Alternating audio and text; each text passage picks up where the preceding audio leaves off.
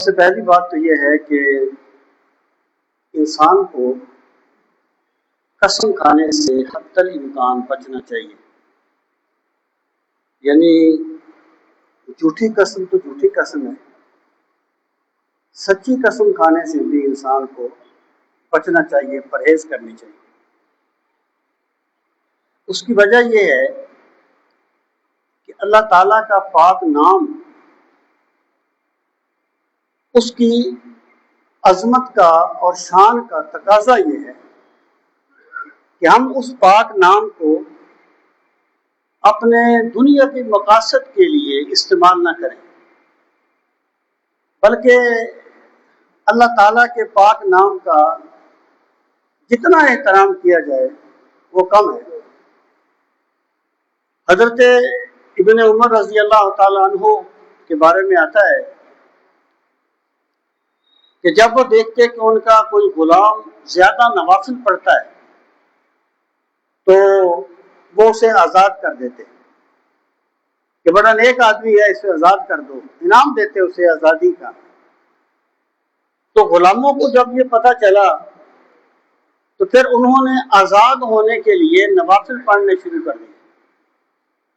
آپ ان کو آزاد کر دیتے تو کسی نے آپ کو بتایا کہ جناب یہ آپ کو دھوکہ دیتے ہیں، یہ ویسے نیک نہیں ہیں، یہ صرف آزادی پانے کے لیے نوافل پڑھتے ہیں.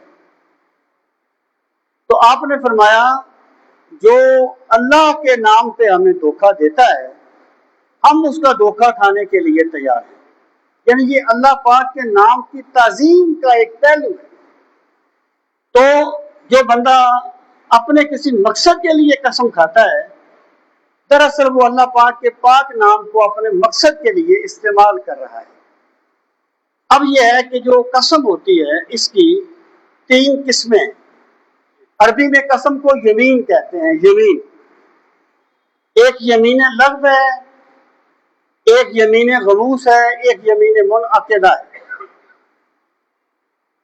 یمین لغو وہ ہے جو بعض بندوں کا تقیہ کلام ہوتا ہے کہ واللہ میں نے یہ نہیں کہا، بخدا میں نے ایسا نہیں کہا، بخدا یہ کام ایسا نہیں ہوا. جو بغیر ارادے کی قسم نکلتی ہے اس کو یمین لغو کہتے ہیں. کمال نہیں ہے، پھر بتا رہا ہوں یہ کمال نہیں ہے، لیکن میں کفارے کی اور فقہی طور پر بات کر رہا ہوں. دوسری ہے یمین غموس. یمین غموس وہ ہے کہ ایک بندے نے ماضی کے بارے میں قسم کھائی کہ اللہ کی قسم ایسا ہوا تھا جبکہ ایسا نہیں ہوا تھا، یعنی اس کی قسم صحیح نہیں تھی، اس نے ماضی کے بارے میں کھائی. یہ یمین غموس ہے. اس کا کفارہ نہیں ہوگا لیکن قسم کھانے والا بندہ گناہ گار ہوگا. وہ کوئی صدقہ خیرات توبہ استغفار جو اس کے لیے پاسبل ہو وہ کرے. اور تیسری ہوتی ہے یمین منعقدہ، جو قسم منعقد ہوتی ہے جس پر کفارہ لازم ہوتا ہے. وہ قسم ہے جس میں ایک بندہ مستقبل کے کام کے بارے میں قسم کھاتا ہے کہ میں ایسا کروں گا یا فلاں ایسا کرے گا یا ایسا ہوگا، اور ہوتا نہیں ہے. تو یہ یمین منعقدہ ہے، اس کا کفارہ ہوتا ہے کہ یا وہ 10 مسکینوں کو کھانا کھلائے، یا انہیں کپڑے پہنائے، یا ایک غلام آزاد کرے، یا 3 روزے رکھے. یہ اس کا کفارہ ہے. اب جو بات میں آپ سے عرض کرنا چاہتا ہوں کہ اللہ تعالیٰ کے پاک نام کو تعلق جوڑنے کے لیے استعمال کرنا چاہیے، تعلق توڑنے کے لیے نہیں. اللہ پاک نے فرمایا وَلَا تَجْعَلُوا اللَّهَ عُرْضَةً